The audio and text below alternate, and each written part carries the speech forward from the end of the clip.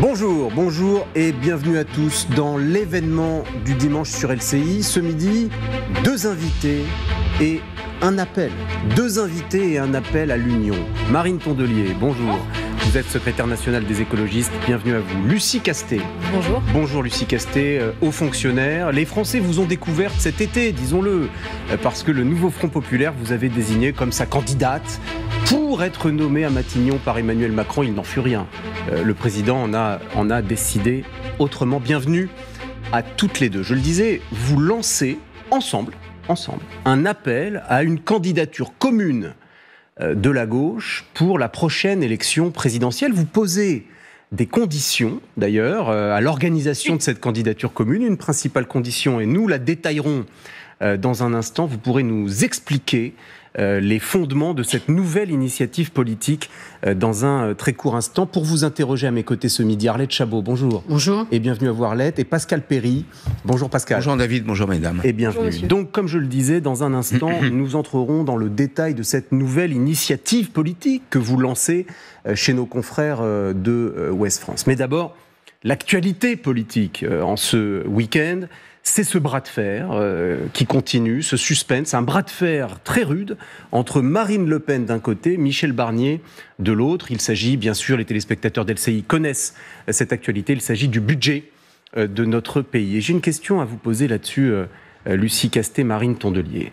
La gauche n'a-t-elle pas conféré à Marine Le Pen un pouvoir démesuré de négociatrice? Si Marine Le Pen est en capacité de faire sauter à la corde Michel Barnier, comme elle le fait depuis maintenant quelques jours, n'est-ce pas parce que les forces de gauche ont dit dès le début que de toute façon, elles voteraient une censure contre le gouvernement de Michel Barnier? Vous n'avez pas voulu négocier, vous n'avez pas voulu co-construire le budget du pays.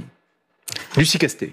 Alors, déjà, ce qui se passe aujourd'hui, je pense qu'on peut tous s'accorder sur le fait que c'est la suite logique de ce que nous avions prédit depuis le départ, c'est-à-dire un gouvernement en réalité sans un socle solide, avec une légitimité de fond qui leur permet d'aller chercher des compromis. Et donc c'est une situation avec un gouvernement qui est, vous l'avez dit vous-même, dans les mains du RN, qui fait lui, le RN, sauter à la corde ce gouvernement, qui baisse le pouce ou monte le pouce en fonction de son bon vouloir, ce qui conduit le gouvernement à devoir donner des concessions infinies au Rassemblement national, et donc d'un président de la République qui disait « je serai celui qui écartera le Rassemblement national de la vie politique française », on a aujourd'hui un président de la République qui promeut le Rassemblement national. Si vous étiez allé chercher vos propres concessions, exactement. Si vous étiez allé chercher vos propres concessions, Michel Barnier ne serait pas dans un face-à-face avec Marine Le Pen, vous seriez dans l'équation. La réalité, c'est que le président de la République, lorsqu'il a décidé d'écarter le nouveau Front Populaire du gouvernement et de la possibilité de former un gouvernement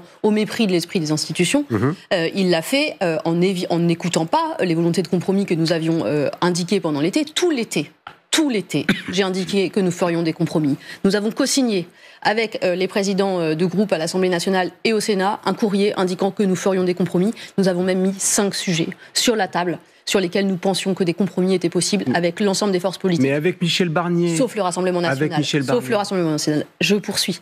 Lors du PLF, le projet de loi de finances, lors de l'examen du projet de loi de finances à l'Assemblée nationale, en commission des finances, le nouveau Front Populaire a proposé des amendements qu'il a construit sur la base du projet du gouvernement et donc dans un esprit de compromis. Il a proposé des amendements qui ont permis de trouver des majorités amendement par amendement, donc fidèles à l'esprit de construction et de compromis qui avait été présenté tout l'été. Amendements, c'est pas vrai, puisque ils ont été adoptés, monsieur. Ces amendements ont été votés. Ces amendements ont été votés. Pour bon nombre grâce aux voix du Rassemblement national. Donc, non, pas du tout. Vous avez augmenté les impôts sur les transactions financières. Elle avait fait l'objet d'une proposition. C'est l'exemple, effectivement. C'est un bon exemple. J'en prends. Tout le monde est pour ça. Ben oui, tout le monde est pour. Sauf le camp macroniste. Le camp macroniste refuse de toucher à l'impôt pour des raisons dogmatiques. Et donc nous avons proposé des compromis, ça a fonctionné, dans la continuité de notre état d'esprit de l'été, ça a fonctionné. Et donc le résultat, c'est la démonstration que ceux qui ne veulent pas faire des compromis, c'est le camp macroniste, c'est le camp gouvernemental qui préfère rester entre les mains du Rassemblement national. J'avais hier sur mon plateau un représentant de la Macronie, et il dit c'est la faute des autres. Chacun dit c'est la faute de l'autre. Monsieur Doucan, ils sont quand même dans la situation dans laquelle ils se sont mis eux-mêmes. On l'a dit dès le départ, ça se finit comme nous avions prévenu que ça se finirait. Et ça ne va quand même pas être de notre faute, nous qui avons alerté là-dessus pendant des semaines. Moi, je suis élue d'opposition au Rassemblement national à Hénin-Beaumont depuis 10 ans. Ce que je retiens de cette petite expérience politique, c'est que toutes celles et ceux qui ont cherché à préserver un peu le Rassemblement national, à s'offrir du répit, à essayer de dire ce sont quand même des gens respectables, il faut les considérer de manière républicaine. Ça s'est toujours fini de la même manière localement et maintenant on le voit nationalement. On finit par leur servir de paillasson. C'est ce qui se passe avec M. Barnier. Vous dites, elle le fait sauter à la corde. Moi, j'irais même plus loin. Elle lui montre très clairement et chaque jour de quel côté de la laisse il se situe. Et les choses sont claires. Quand elle lui dit dans la presse « Nous sommes jeudi, vous avez jusque lundi », enfin, excusez-moi, j'ai l'impression d'être dans Le Parrain. Il y a un petit côté mafia sicilienne. Alors peut-être que c'est parce que maintenant qu'il y a Giorgia Meloni en Italie, il y a cette petite inspiration. Mais tout ça est quand même extrêmement violent. Juste attention avec la métaphore de la laisse, peut-être un peu insultante. Mais c'est comme ça que vous pensez que le RN considère autrement M. Barnier ? Il joue chaque jour. Et M. Barnier, les macronistes ont voulu du répit, du confort, du sursis. Ils auront la défaite et le déshonneur. Il y a une autre façon peut-être d'envisager les choses, puisque vous parlez de concession. Le Rassemblement national, je le mets entre guillemets, aurait obtenu l'abandon des 7 heures de travail, vous savez, chaque année, le jour supplémentaire. Une fantastique idée des Républicains, on les remercie. Le reste à charge, le reste à charge sur les médicaments, qui serait lui aussi abandonné. La taxe sur l'électricité qui baisserait. Au fond, un foyer français hors politique dit merci à ces mesures-là. Parce qu'elles sont... M. Barnier a toujours dit qu'il garderait son équilibre budgétaire. Non, mais parce qu'elles sont favorables. Ça veut dire qu'il va aller chercher les économies ailleurs, et on aimerait bien savoir où. Non, mais ma question, Mme Castet, c'est le Rassemblement national, finalement, du point de vue du foyer français de base, a obtenu beaucoup plus que vous-même, en termes de pouvoir d'achat, d'impôts, etc. Mais ça, c'est le résultat d'une volonté très claire du camp présidentiel et du camp gouvernemental de se laisser dicter ses positions par le Rassemblement national. Et le Rassemblement national propose un mensonge, notamment sur la restauration des services publics, puisqu'on le sait très bien, le Rassemblement national propose de ne pas augmenter les impôts et de ne pas... l'électricité, là, par exemple. Je vous parle d'un projet global. C'est une proposition que vous auriez pu porter. C'est une proposition qui consiste à permettre aux Français d'avoir un pouvoir d'achat plus important. Oui. Simplement, il faut que le système boucle. Vous le savez très bien, un budget, ça se boucle. Le Rassemblement national ne propose rien qui permet d'équilibrer le budget, contrairement aux nouveaux Où ces économies, M. Barnier a-t-il les chercher sur les services publics. Une dernière question d'Arlette Chabot et ensuite on passera à votre initiative politique. Alors, je retiens, notamment de ce que dit Mme Castet, que vous, à Matignon, vous auriez été beaucoup plus maligne, beaucoup plus intelligente, beaucoup plus habile. La méthode de Michel Barnier n'était pas la bonne. Vous auriez su construire des compromis que lui a été incapable de construire ou qui, volontairement, a refusé. Mais en même temps, il a pris un risque parce que maintenant, il est au bord du gouffre. Donc, vous dites, alors avec moi... ça aurait été beaucoup mieux. Et il n'est pas si habile que ça, le Premier ministre. Alors, je vous laisse les compliments, je vous remercie, mais moi, je n'ai rien promis. C'est une question. On a tout à fait conscience que nous étions dans une situation où on devait gouverner avec une majorité relative encore plus courte et non une majorité absolue. Et donc, nous l'avons toujours dit et nous avons été extrêmement constants sur nos principes.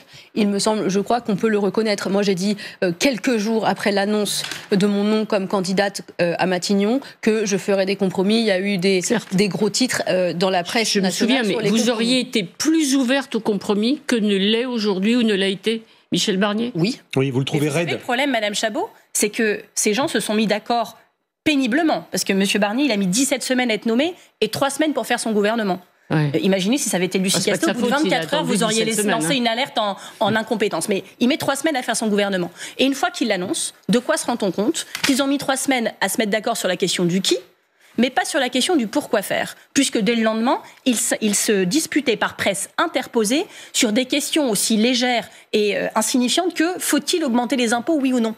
Comment vouliez-vous que ça marche quand au sein même d'un gouvernement, à 20 semaines après les législatives, ils ne sont toujours pas d'accord sur est-ce qu'on augmente les impôts ou pas ? C'était vous à l'échec. Une démonstration très éclairante du fait que la promesse du président de la République d'apporter la stabilité au pays en désignant Michel Barnier comme Premier ministre était une fausse promesse. Bon, alors on avance sur cette initiative politique que vous portez toutes les deux ensemble aujourd'hui.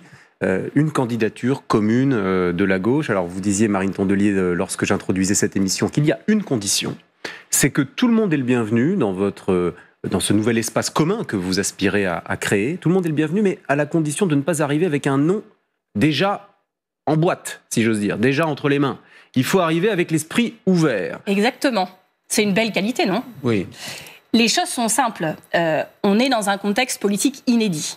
Il y a 2 faits politiques majeurs. Le premier, c'est que cet été, le nouveau Front populaire a déjoué tous les pronostics, a provoqué de l'enthousiasme, de l'élan, de l'espoir. Ce que M. Barnier ne provoque en ce moment chez personne, même chez ses soutiens. Sa popularité augmente, je le précise tout de même. Il y a une différence entre popularité et élan, enthousiasme et espoir, et je pense que chacun de vos téléspectateurs voit bien ce que je veux dire. Alors, la deuxième chose, c'est que on voit bien qu'on est dans un moment politique là, une situation bloquée, beaucoup d'imprévisibilité, d'instabilité, que ça angoisse tout le monde.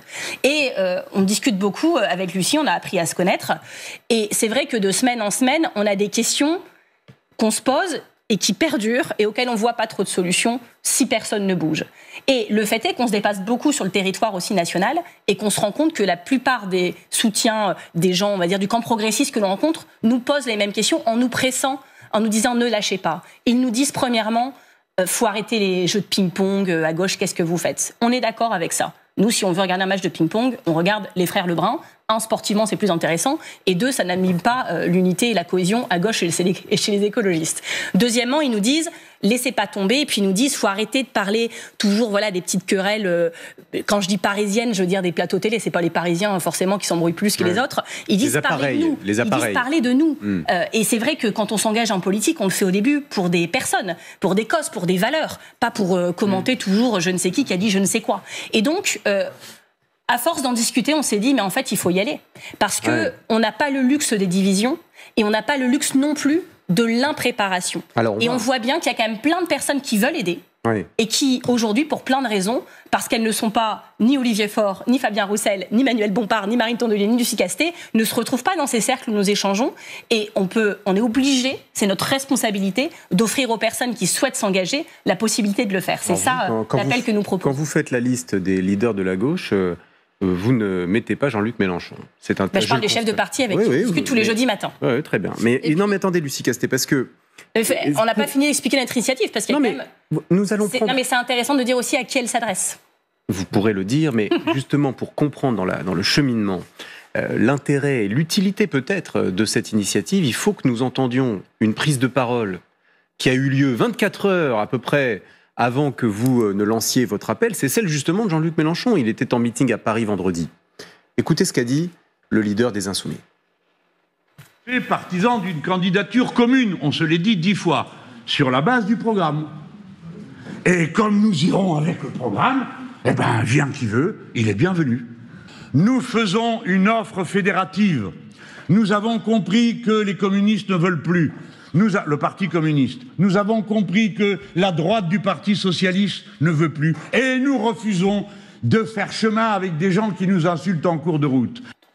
Allez, Chabot. Alors, ce que vous préférez, je sais, c'est qu'on parle de Jean-Luc Mélenchon et qu'on vous interroge sur Jean-Luc Mélenchon. Voilà, c'est surtout Marine Tondelier qui est très fan. Mais quand même, quand on écoute l'intervention de Jean-Luc Mélenchon et qu'on lit votre initiative et qu'on en prend connaissance, on se dit il y a 2 hypothèses. Ou bien ils répondent à Jean-Luc Mélenchon, banco, on suit. Voilà, il dit les communistes ne veulent plus de moi, une partie de la socialiste non plus. Alors qui même me suivent et on dit tiens, ça y est, elle l'aime à nouveau, finalement, Jean-Luc Mélenchon. Ou bien on se dit grande preuve d'émancipation lancée par 2 femmes en plus à l'égard de Jean-Luc Mélenchon. Quelle est la bonne version ? Est-ce que vous dites oui Jean-Luc, on est prêt à te suivre encore une fois ? Ou bien non Jean-Luc, franchement, t'as une mauvaise image. T'es très clivant, on est en désaccord sur beaucoup de points avec toi et avec les Insoumis, et on reprend notre autonomie. Quelle est la bonne version ? Si je peux me permettre, Madame Chabot, 0. L'esprit de votre question est tout à fait à l'inverse de l'état d'esprit de notre appel. Alors. Vous savez, l'union, ça ne se décrète pas, ça se construit tous les jours. Ça se construit jour après jour et avec tous ceux qui veulent l'union. Et donc, notre objectif, c'est de créer un espace pour que les gens qui se reconnaissent dans nos valeurs, au sens large, les valeurs de la gauche, mais je dirais la solidarité, l'écologie, la défense des services publics, la défense des libertés publiques. C'est leur donner un espace dans lequel ils puissent nous rejoindre. Et donc, c'est créer des espaces communs. Ça veut dire quoi? Ça veut dire, vous en avez parlé tout à l'heure. C'est quoi, je vais vous répondre. Vous en avez parlé tout à l'heure. On avait le programme du nouveau Front populaire qui est très riche, très solide, etc. Mais un programme, ça suffit pas à faire vivre la gauche. Ça suffit pas à incarner un projet pour les Français. Et donc, il est absolument nécessaire que les gens qui souhaitent nous rejoindre, par exemple, je pense à ceux qui font de la politique autrement sur le terrain tous les jours, les directeurs d'associations, les militants associatifs, les participants à différents collectifs. Moi, j'étais dans un collectif avant, j'étais porte-parole d'un collectif sur les services publics, mais aussi les chefs d'entreprise, les étudiants, les jeunes, tous ceux qu'on rencontre tous les jours sur le terrain, ils nous disent on veut faire quelque chose avec vous, on veut préparer les échéances électorales. Ça veut dire qu'il n'y a pas d'espace pour les accueillir aujourd'hui? Il n'existe pas un espace commun pour accueillir ces personnes aujourd'hui. Ils peuvent adhérer à la France. Mais non, il y a des gens qui n'ont pas envie. Ils peuvent aller discuter dans différentes assemblées. Non, il y a énormément de gens, vous le savez très bien, qui ne sont pas attirés par les structures partisanes. Je les comprends, j'en ai été. Moi, j'ai préféré m'inscrire dans un projet associatif plutôt que dans un projet partisan. Ça, il faut les respecter, il faut l'entendre, et on est d'accord là-dessus avec Marine. Et c'est d'ailleurs pour ça qu'on a créé ce projet à deux, avec une jambe de quelqu'un qui vient du monde politique, une jambe de quelqu'un qui vient du milieu plutôt société civile organisée, et on a souhaité offrir cet espace. Et l'idée, c'est vraiment pas de créer un couloir commun, un couloir supplémentaire, mais c'est de créer un espace commun. On veut décloisonner. On est dans l'additionnalité, pas la soustraction, justement. C'est votre grand débat à vous, quoi. C'est ça que vous organisez, une espèce de grand débat. C'est pas un grand débat. Non, mais débat. Oui, il faut débattre. Oui, il faut retourner parler aux Français. Je pense que c'est indispensable, mais c'est aussi mobiliser sur le terrain. Je vous donne juste un exemple. Pas à Jean-Luc Mélenchon. Jean-Luc Mélenchon. Et la différence, on va y revenir si vous le voulez bien. On répondra à Jean-Luc Mélenchon quand on aura fini à l'explication de Lucie Casté. On va prendre dans le bon sens. Notre objectif, c'est d'organiser des mobilisations sur le terrain, sur des sujets qui sont couverts, par exemple, par le programme. Je pense par exemple à la santé publique. Les sujets de santé publique, qui sont très bien couverts par le programme. Mais le programme, c'est un programme politique fait pour des élections législatives. Évidemment, il ne rentre pas dans les détails. Depuis, avec des personnes de la société civile, des collectifs, par exemple, des collectifs de soignants, on a travaillé. Les parlementaires du nouveau Front populaire ont préparé des propositions de loi qui consistent d'une part à renforcer l'hôpital public en mettant des quotas de soignants par nombre de patients, d'autre part à travailler sur la lutte contre les déserts médicaux. Il y a des propositions de loi. Ça existe déjà. Ça existe déjà. Sincère, et de vous demander qu'est-ce que votre initiative apporte de plus. Je vous réponds. Par rapport à ces collectifs, ces ONG. Je poursuis. Et ensuite, on avancera. Par exemple, sur ces sujets-là, sur la santé publique. Moi, j'étais il y a quelques jours à Saint-Médard, une petite commune en Gironde, où j'ai visité un centre de santé municipal. Là, dans cet endroit, on a un maire qui est extrêmement investi sur les questions de la lutte contre les déserts médicaux, parce que les citoyens sur place disent c'est l'enfer pour se soigner, je trouve pas de médecin. Oui. Eh bien, il s'agit de mettre en connexion toutes ces initiatives avec des collectifs de soignants, et on va répondre à ces questions, et on va donner à voir ce que c'est un projet de gauche qui se construit pas à pas et qui s'ancre dans les territoires. C'est sans doute une mauvaise déformation quand on est journaliste politique, on suit la politique depuis de nombreuses années, ça déclenche... Ça fait du mal. Non, c'est passionnant, mais ça génère aussi une forme d'habitude. Des réflexes. Et certains politiques en jouent. Je suis interpellé par la condition que vous posez. Puisque vous dites, il faut venir non pas comme on est, c'est pas comme dans une chaîne de fast-food, mais il faut venir comme on n'est pas. C'est-à-dire qu'il faut venir en ouvrant ses chakras et en disant, j'arrive et je dis pas, ce sera moi. Les chakras ouverts naturellement. Oui, mais aujourd'hui, la gauche ne peut pas considérer que la France insoumise n'est pas l'un de ses pôles les plus puissants politiquement. Or, la France insoumise, imaginez-vous sérieusement. Vous allez m'appeler Mathilde Panot. Vous voyez à quel point vous êtes vraiment matricée par la France insoumise. Marine Tondelier. Mais ça arrive à des gens très bien. Marine Tondelier, imaginez-vous sérieusement la France insoumise se joindre à cette initiative sans dire, mais de toute façon, pour nous, ce sera Jean-Luc Mélenchon. C'est là où ça coince. Oui. Votre initiative coince avant même d'avoir vu le jour. Vous savez quoi ? On n'a jamais pensé que ce serait simple, confortable. Si on voulait du confort, on serait resté sur notre canapé, surtout un dimanche. La réalité, c'est que on a le devoir, en fait, d'essayer.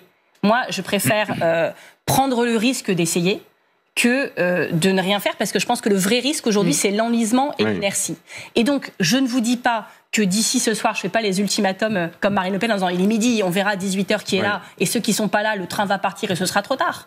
Nous sommes des personnes ouvertes. Le NFP, on l'aime, on y tient. c'est pas une initiative pour concurrencer le NFP, c'est pour le renforcer, pour l'ancrer, pour le prolonger. Nous, on va continuer à travailler avec les chefs de parti, comme on le fait tous les jeudis matins, on va continuer à les voir. Mais ce qu'on dit aussi, c'est qu'il faut s'ouvrir. Il y a des personnes qui veulent travailler, qui trouvent pas ni la clé de la porte, ni même la porte d'entrée. Vous aviez prévenu les responsables? Oui, évidemment qu'on les a prévenus. Mais c'est pour ça qu'on insiste sur le fait que notre initiative, et c'est beaucoup ce que titrent les journaux ce matin et hier soir, notre initiative, non seulement elle vise à avoir une candidature commune, mais c'est pas du tout l'essentiel de notre proposition. Ouais. Notre appel, il vise à créer les conditions d'une victoire de la gauche demain. Et c'est beaucoup plus large que l'histoire des noms. Un peu. Exactement. Mais vous évoquez précisément... Mais on n'est pas un think tank, c'est pas un think tank pour réfléchir ensemble, c'est un do tank, c'est-à-dire qu'il y a la réflexion, c'est très important, mais on veut aussi de l'action. Alors, on veut organiser des actions sur le terrain. Pascal, je vous donne la parole tout de suite, parce que là, il y a trop d'anglicisme.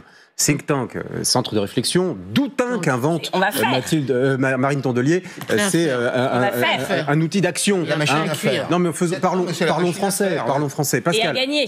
Allez, Pascal, c'est à vous. Notre site s'appelait gagnonsensemble.fr. Alors, la victoire est dans le titre. En français, la bataille culturelle. Vous l'évoquez dans l'article, dans l'appel.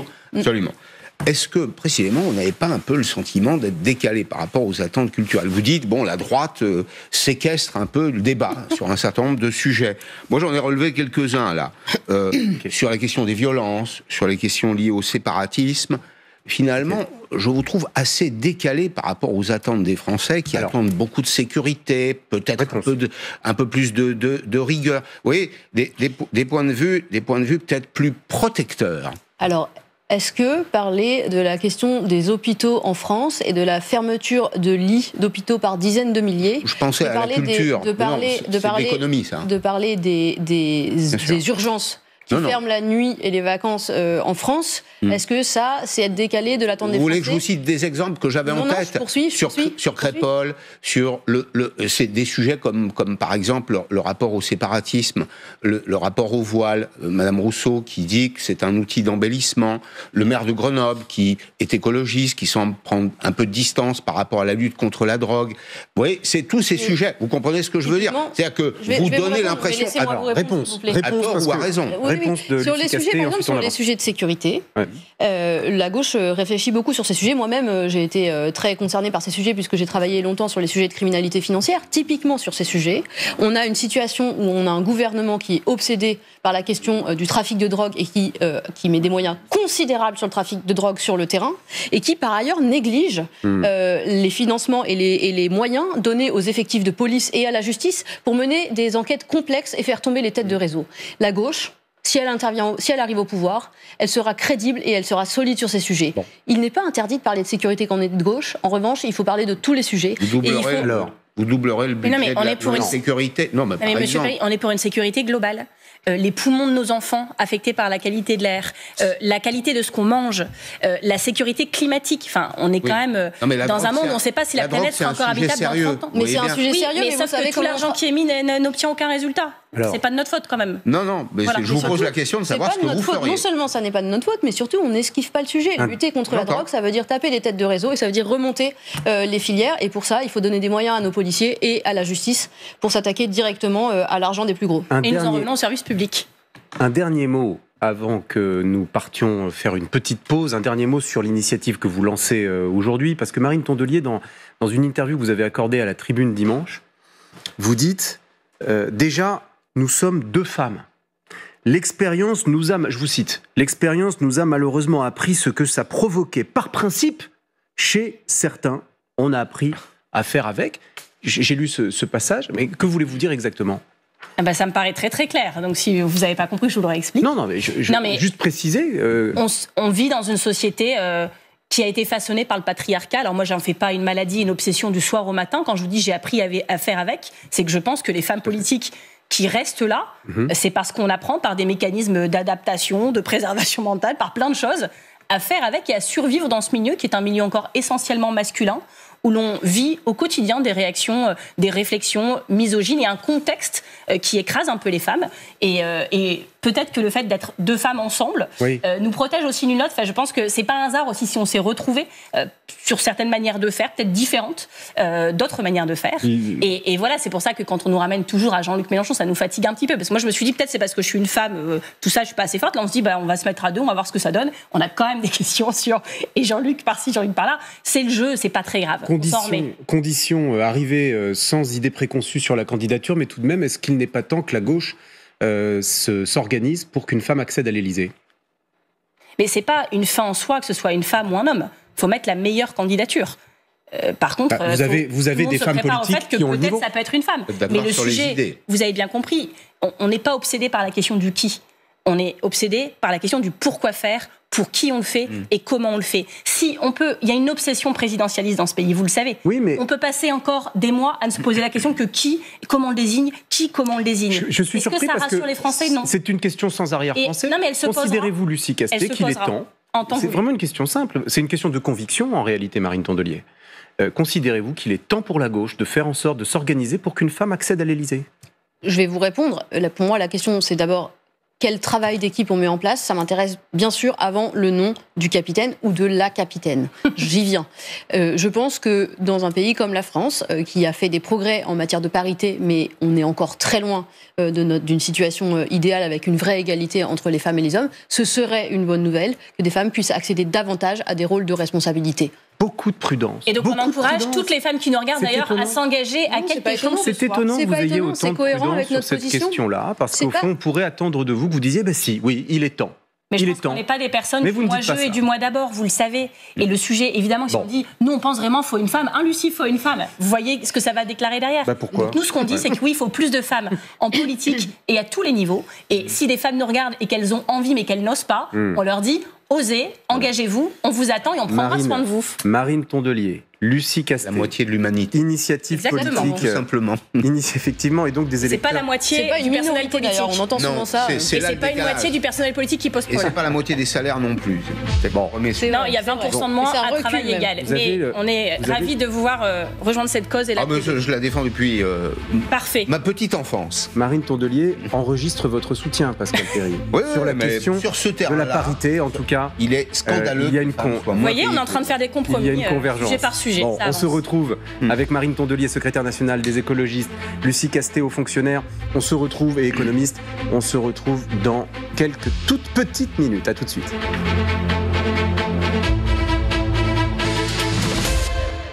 Vous êtes de retour sur le plateau de l'événement du dimanche sur LCI. Nous sommes avec Marine Tondelier, secrétaire nationale des écologistes, Lucie Castet, haut fonctionnaire, et puis vous êtes connu puisque le nouveau Front Populaire avait envie que vous deveniez Premier ministre à l'été dernier, et Emmanuel Macron en réalité ne l'a jamais envisagé. Alors, nous sommes dans un moment où chacun sent que les choses peuvent basculer. Il y a un bras de fer très dur en ce moment qui se déroule d'ailleurs encore ce week-end entre Marine Le Pen d'un côté, Michel Barnier de l'autre. Peut-être, personne sur ce plateau n'est Madame Irma, mais peut-être que Michel Barnier et son gouvernement tomberont dans les prochains jours ou dans les 2 prochaines semaines. Lucie Castet, si cette éventualité devait advenir, est-ce que vous êtes toujours candidate pour Matignon ? Alors, ma réponse, elle est très simple et je l'ai dit partout. Moi, j'ai été une partie de la solution puisque les chefs de parti se sont accordés sur mon nom à la fin du mois de juillet dernier. J'ai accepté de relever ce défi dans un esprit de responsabilité. J'ai travaillé tout l'été pour pouvoir incarner cette possibilité et être prêt à gouverner tous ensemble. Maintenant, si les choses ont changé et qu'un nom semble plus à même de rassembler l'ensemble de la gauche pour incarner un ou une première ministre, je n'en ferai pas un obstacle. C'est pas du tout une question personnelle pour moi. Attendez, je fais la trad, comme on dit, je fais la traduction. Donc, à la question, est-ce que vous êtes toujours candidate pour Matignon ? La réponse c'est oui, mais si c'est quelqu'un d'autre, j'en ferai pas une maladie. Je ne suis pas candidate. Ce que je veux dire, c'est que je suis prête et je suis à la disposition de la gauche pour jouer ce rôle si il est considéré qu'il est toujours nécessaire que je sois là pour faire ça. Disponible. Ensuite, moi, ce que je pense extrêmement important, c'est aussi de se préparer pour la suite. Ouais. Et c'est tout le sens de l'appel qu'on lance avec Marine Tondelier. Ouais. Il faut quand même se dire que tout peut arriver tout le temps, là, au point où on en est rendu. Il y a remaniement, dissolution dans quelques mois, on n'entend pas de destitution, de démission, mais on se rend compte que c'est l'instabilité. Vous dites démission, tout le temps. C'est aussi celle du président de la République qui est, voire souhaitée, clairement. Qui est souhaitée par la majorité des Français.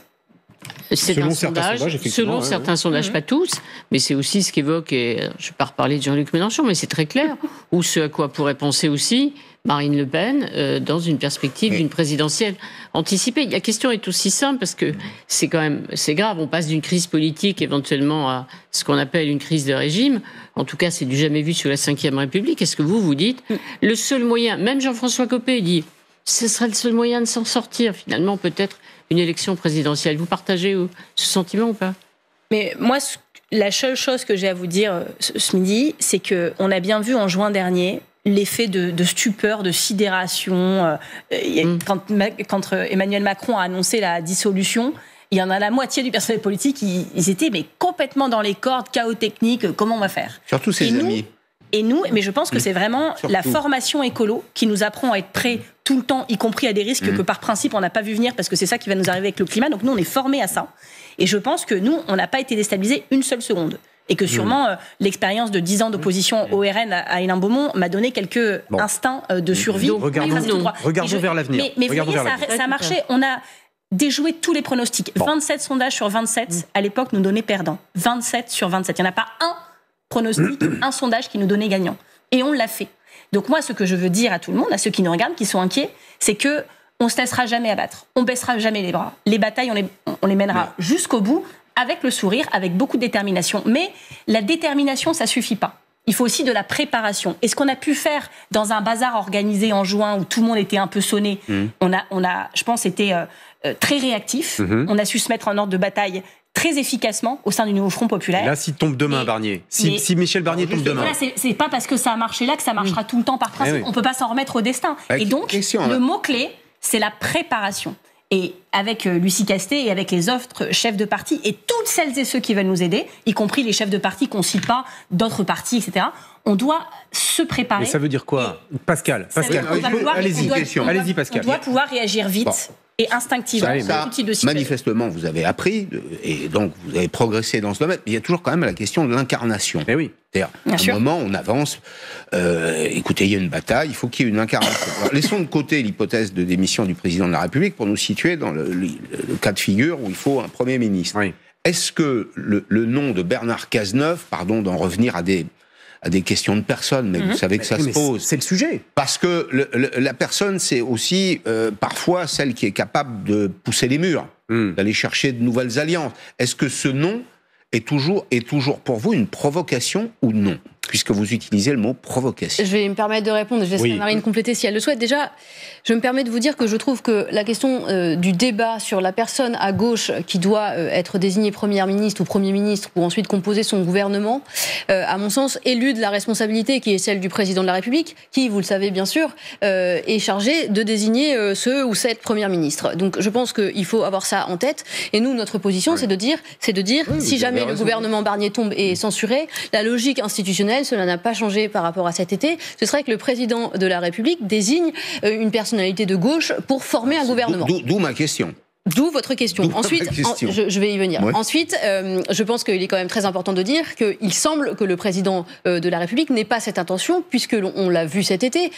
Sa plus grande crainte, semble-t-il, c'est qu'un gouvernement de gauche change le cap politique qu'il a fixé et qu'il ne semble pas prêt dont il ne semble pas prêt de se détourner. Mais ensuite, je vous réponds sur la question. La situation a changé, Lucie Castet. La situation a changé, mais dans la configuration. Je n'ai pas l'impression que la posture du président de la République, elle, a changé. Oh, non, mais aura-t-il le choix ? Non, mais attendez. C'est pas ce qui caractérise de changer d'avis, de position. Aurait-il le choix ? Marine Tondelier, là. Il n'est pas coutumier du fait. Sans entrer dans l'analyse psychologique d'Emmanuel Macron, mais dans l'analyse de la situation politique, dans l'hypothèse où Michel Barnier venait à tomber, considérez-vous l'une comme l'autre qu'Emmanuel Macron aurait un autre choix que celui de nommer une personnalité de gauche ? Nous, on considère qu'il serait logique qu'il désigne un Premier ministre de gauche ou une Première ministre de gauche, mais comme il nous semblait logique à l'été, qu'il suive le fonctionnement des institutions, la logique des institutions, et qu'il le fasse. Il ne l'a pas fait. Et donc, on peut considérer qu'il existe un risque. Je n'écarte pas cette hypothèse. Je dis juste qu'il ne semble pas enclin, prompt à le faire. Nous, on regarde. Enfin, on a quand même vu qu'il a fait de l'obstruction tout l'été. il s'est comporté, pour reprendre ses propres termes, comme un Gaulois réfractaire. Bon, c'est juste, il parlait pas de lui-même à l'époque. Non. C'est ça qu'il a fait.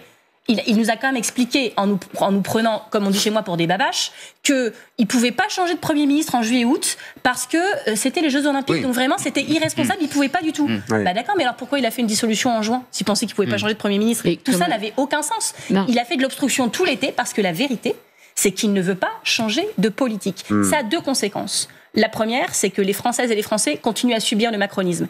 Et une très grosse majorité d'entre eux veut un changement de cap politique. Et il y a quand même 9 millions de pauvres dans ce pays. Chaque jour un peu plus nombreux, chaque jour un peu plus pauvres. Et moi, je pense tous les jours en m'engageant à ces personnes qu'on a le devoir d'aider. Et la deuxième conséquence politique, c'est qu'on le sait bien, les personnes qui dévissent un moment socialement, qui n'y croient plus, qui se sentent maltraitées. Et ce sentiment, il est légitime. Moi, je vous le dis, vu depuis le Pas-de-Calais et l'Un-Beaumont, et depuis tous les endroits, depuis les salariés Michelin, Cholet, que je suis allée voir, c'est inadmissible. C'est normal qu'ils se sentent laissés tomber. Et une partie d'entre eux, du coup, se tournent vers le Rassemblement national en disant peut-être qu'eux, ils vont changer ma vie. Et tout ça est très cohérent. Pourquoi Madame Le Pen, on n'a pas parlé d'elle depuis longtemps, je préfère parler d'elle que de Jean-Luc Mélenchon, pourquoi Madame Le Pen n'a pas voulu de Premier ministre du NFP? Parce que c'est elle la première qui a dit no-go zone, jamais NFP, jamais de Premier ministre. Alors que pourtant, elle a beaucoup de ses électeurs qui auraient eu intérêt à avoir le SMIC à 1 600 €, à avoir l'abrogation de la réforme des retraites, à avoir l'école intégralement gratuite. Pourquoi elle ne le voulait pas? Parce que Madame Le Pen est une grosse hypocrite. Parce que Madame Le Pen ne veut pas que la vie de ses électeurs change. Elle veut qu'ils continuent à aller de plus en plus mal pour qu'ils continuent à se tourner vers le parti de ceux qui ont du désespoir et qui n'en peuvent plus, c'est-à-dire le sien. Donc électoralement, pour 2027, si d'ailleurs elle a le luxe de pouvoir se présenter, parce que pour l'instant ça a quand même l'air mal parti cette affaire, nous verrons en mars. Elle veut que les gens aillent de plus en plus mal. Et donc il y a une convergence d'intérêts entre Macron qui ne veut pas changer de politique et Marine Le Pen qui n'a pas intérêt à ce qu'il change de politique. Et donc tous les deux, ils ont choisi un Premier ministre de droite qui fait du macronisme empire. Et les seules alternatives, c'est nous. J'achète ce que vous dites, mais moi j'ai connu. Ça fait 2 fois. Mais moi c'est non marchand, monsieur Péry, c'est gratuit. J'ai connu, en raison de mon âge, une gauche qui donnait envie. J'ai connu la gauche d'avant 80. C'est celle qu'on aime et c'est celle qu'on veut voir advenir. C'est notre objectif. C'est pour vous qu'on fait, monsieur Péry, pour que vous retrouviez espoir dans la gauche. Madame Tondelier, la gauche d'aujourd'hui, la classe ouvrière, elle vous regarde même plus. Vous lui faites peur. C'est à ça qu'on doit travailler. Moi, vous savez, tous les points, on est des personnes lucides. Bon, moi, je suis la première à dire, des fois on n'a pas bien fait, des fois on a été con, je le dis, c'est vulgaire, mais franchement c'est la vérité. On n'a pas tout bien fait. Et donc, soit on se le dit et on cherche les manières de faire mieux, soit on dit non, c'est parfait, on n'a aucun problème. Notre réactivité logique, notre instinct avec Lucie, c'est qu'il faut pouvoir dire quand c'est pas bien et améliorer les choses. C'est ça qu'on fait, c'est pour ça qu'on passe la moitié de nos semaines sur le territoire. C'est aussi un fond du sujet, c'est indifférent d'ailleurs. Alors je ne suis pas obsédée par les insoumis, mais c'est une question qu'a posée François Ruffin. C'est comment vous récupérez, vous dites vous-même, nos électeurs, qu'est-ce que vous voulez? Bon, ok, Marine Le Pen ne veut pas qu'ils votent pour nous, qu'ils aient 1 600 € de SMIC, etc. Elle ne veut pas qu'ils aillent mieux, c'est pire. Elle ne veut pas qu'ils aillent mieux. Pourquoi ils ne vous entendent pas? Est-ce que vous pensez, comme certains, qu'ils sont racistes, qu'ils sont effectivement, qu'ils ne reviendront jamais, que c'est un électorat perdu? Je pense pas qu'ils Ou est-ce que vous vous dites, est-ce que vous vous dites, il faut reconquérir cet électorat populaire qui nous a quittés et qui, suivant votre raisonnement, aujourd'hui, se laisse un peu abuser, endormir, détourner par le Rassemblement national. C'est ça une priorité, c'est retrouver cet électorat qui vous a quitté? Ça fait tout à fait partie des priorités de notre appel. Moi, je pense qu'on ne peut pas reprocher aux gens de se détourner des élections, c'est-à-dire de ne plus aller voter ou de se tourner vers un parti comme le Rassemblement national, qui leur ment d'ailleurs sur son programme social et son programme en ce qui concerne les services publics. On ne peut pas leur reprocher de se tourner vers ce parti-là quand on ne leur parle pas et quand on ne va pas les voir et qui n'ont pas l'impression que ce que propose la gauche et ce que propose la classe politique classique, républicaine en général, ne va pas les toucher directement. Et donc je pense que c'est ce lien qu'il faut renouer. Et je pense que ça passe par une étape d'écoute. Je pense que, par exemple, et vous voyez, vous allez voir, je ne suis pas sectaire, je pense que le président de la République avait organisé quelque chose d'intelligent avec le grand débat. Lorsqu'il a ouvert les cahiers de doléances, j'ai trouvé que c'était intelligent. Néanmoins, là où ça a péché, et ça fait beaucoup de mal, je crois, à la démocratie, c'est lorsqu'il a décidé de, pardonnez-moi l'expression, s'asseoir sur ses cahiers de doléances. Il y a des dizaines de milliers de personnes qui se sont rendues en mairie pour remplir, avec toute leur âme, avec tout leur cœur, ces cahiers de doléances pour écrire ce qui se passait dans leur vie, à quel point leur vie était difficile parce qu'ils n'arrivaient pas à finir les fins de mois. Je pense par exemple à des mères célibataires qui ont des difficultés immenses, qui ont écrit dans ces cahiers. Qu'est-ce qu'on en a fait? Rien. Eh bien, je pense qu'il est du devoir de la gauche, parce que c'est cohérent avec ses valeurs et avec ses convictions, de retourner voir les gens et d'en tirer quelque chose. Vous avez beau avoir le meilleur programme possible, si les gens ne vous écoutent plus, c'est l'exemple par exemple du SMIC à 1600, il y a plein de gens qui disent « mais comment vous allez faire, ça ne marchera jamais ». C'est notre rôle de raconter un récit qui est audible et qui est compréhensible. Ce n'est pas la responsabilité des gens qui ne comprennent pas. Pardon, je ne suis pas obsédé par Bernard Cazeneuve, mais... Je vais vous répondre sur Bernard Cazeneuve, vous faites bien de relancer. Parce que justement, Cazeneuve, c'est peut-être une marche vers une espèce d'idéal. Vous connaissez la formule de Jaurès. C'est une marche. Tendre vers l'idéal, composé avec le réel. C'était la formule de Jaurès. Mais vous donnez l'impression de vouloir tout de suite. Mais on est en train de vous expliquer exactement l'inverse depuis le début. On vous dit, on va c'est qu'on est dur à la comprenette ou vous n'êtes pas clair. Et on va écouter tout le monde, y compris les chefs d'entreprise, y compris les étudiants, y compris les gens qui ont... Pour Bernard Cazeneuve, je vais vous répondre, parce que je n'ai lu jamais les questions. Pour Bernard Cazeneuve, je n'ai rien personnellement contre Bernard Cazeneuve. La question du Premier ministre, c'est la question du mandat. C'est ça. La question du mandat. Vous avez beaucoup d'électeurs qui se sont tournés vers la France Insoumise, par exemple, qui est le premier groupe à l'Assemblée nationale, dans le bloc de gauche. Dans le bloc de gauche, oui, j'allais dire, pardon. Dans le bloc de gauche. Vous savez que Bernard Cazeneuve et la France Insoumise, il n'y a pas de... Il y a des recoupements compliqués sur le plan idéologique. Néanmoins, il nous faudra travailler tous ensemble. Nous, on assume totalement le fait qu'on veut travailler tous ensemble. Et donc la question, c'est quel mandat donne le nouveau Front Populaire et les différents partis de gauche à la personne qui gouvernera en son nom. Et là, il semble... Et votre avis à vous, c'est qu'il faut abandonner un certain nombre de choses, peut-être. Quand vous présentez comme ça... Ne pas aller vers l'idéal. Non, mais pour... attendez. Mon avis, c'est qu'il faut abandonner construire... ou repousser. Ou tout tenter. C'est qu'il faut construire avec les gens et aller écouter ce qui se passe sur le terrain. Je donnais l'exemple du centre de santé à Saint-Médard tout à l'heure. Ça me semble hyper important. Il y a des élus locaux qui retroussent leurs manches tous les jours pour mettre en place des initiatives extrêmement importantes, parfois sur leur denier hors compétences obligatoires et donc qui ne sont pas financées par l'État, qui pire va rogner leur financement et qui ont à apprendre à la gauche. Il faut apprendre de nos élus locaux, il faut apprendre de nos concitoyens, il faut apprendre de nos associations. Lucie Castet, Marine Tondelier, j'ai une question à vous poser, presque peut-être moins à vos cerveaux qu'à vos cœurs. Parce que... Je sens que ça nous plaire. Oui, mais c'est une question, à mon avis, importante. Nous sommes dans un moment de bascule où peut-être que la censure sera votée dans les prochains jours. Nous verrons bien. Marine Le Pen est en train de négocier âprement, ou en tout cas, elle met en scène une négociation très rude, en direct avec le gouvernement. J'ai trois éléments me viennent en tête. Suppression de l'AME, l'aide médicale d'État pour les personnes en situation irrégulière. Amendement de l'AME. Non, Marine Le Pen, elle veut la suppression. Elle demande la suppression. Barnier propose... Michel Barnier, il propose de l'amender. Marine Le Pen, elle dit j'économise 1,2 milliard, Pascal.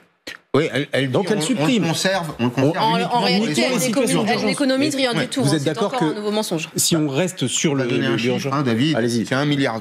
Bah oui. Si on s'en tient simplement à l'aide d'urgence, vitale, c'est 90 millions d'euros. Donc autant dire effectivement que ou la supprimer. C'est pour ça, Pascal, que je disais que Marine Le Pen avec des pour la conséquences suppression désastreuses en matière de dépenses publiques pour la suite, puisque les gens sont évidemment soignés le débat plus tard et dans un problématique de la débat. Le débat est connu. Effectivement, vous le rappelez, mais le débat est connu. Je disais donc, suppression de l'aide médicale d'État. Baisse massive de l'aide au développement pour les pays en situation de développement. 15 milliards. Je prends un autre exemple. Elle refuse toute augmentation de la taxation sur le gaz. Énergie fossile, Marine Tondelier. Et au fond, vous allez déposer une motion de censure, sans doute lundi, peut-être un peu plus tard, nous verrons, en fonction de ce que fait le gouvernement, qui servira de véhicule aux voix du Rassemblement national pour faire tomber Michel Barnier. C'est une possibilité. Je le disais, pour les militantes que vous êtes, est-ce que cela ne vous pose pas un cas de conscience ? En fait, vous présentez les choses comme si on devait, toute la journée, tout faire en fonction de ce que fait ou pas le Rassemblement national. Nous, on a avec Lucie le mérite, je pense, de la constance et de la cohérence. Je vous rappelle quand même qu'en juillet dernier, j'ai dû expliquer moi-même à la moitié du gouvernement de l'époque ce que voulait dire le Front républicain. et avec parfois beaucoup d'émotion, parce que oui, ça m'avait totalement percuté que Monsieur le maire, par exemple, après 7 ans au gouvernement, qui est quand même, il vient d'une famille, une tradition républicaine, ne voit pas la différence entre l'extrême droite et la gauche. Ça m'a profondément choqué, et ça a choqué aussi les Français qui se sont mobilisés. Il ciblait les insoumis à l'époque, uniquement. Le NFP. Et il me semble que j'étais dedans. Et donc, ce moment-là, moi, j'oublierai jamais. Je pense qu'il y a des moments de l'histoire où il faut exactement savoir ce qu'on a à faire et ce qu'on a à dire. Et je les ai trouvés à côté de la plaque et en deçà de leurs responsabilités, pas à la hauteur. On est quelques semaines après.